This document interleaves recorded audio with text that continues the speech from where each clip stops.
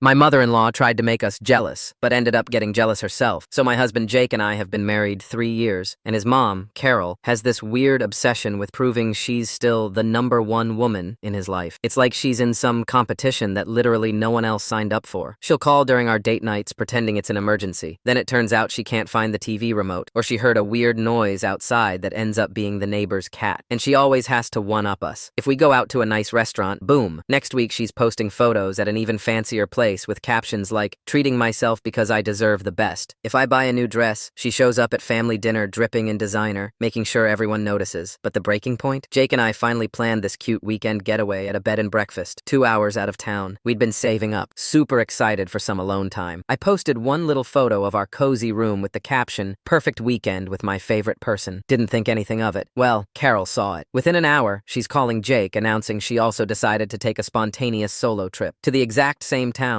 Not only that, she booked the fancy spa resort right across the street from us. She spent the whole weekend blowing up our phones with photos, champagne by the pool, spa selfies, captions like, don't need anyone else to have a good time, and solo trips are way more relaxing than dealing with other people. She even showed up at the same restaurant we picked for dinner Saturday night, strutting in like she owned the place, loudly telling the waiter how she was living her best life. Jake was about to lose it, but I told him I had a better plan. See, Carol has one fatal weakness, FOMO. The woman cannot stand the idea of fun happening without her. So Sunday morning, I posted a breakfast pic with the caption, can't wait for our surprise activity today, and tagged the location. Then Jake casually called her and mentioned we'd met this really cool couple at the bed and breakfast who were taking us to some hidden local spots. Boom. Within 20 minutes, Carol's blowing up our phones, demanding to know what we were doing, where we were going, could she come? Jake hit her with the killer line, sorry mom, it's couples only. You could practically hear her molars cracking through the phone. Here's the kicker. There was no couple, no secret activity.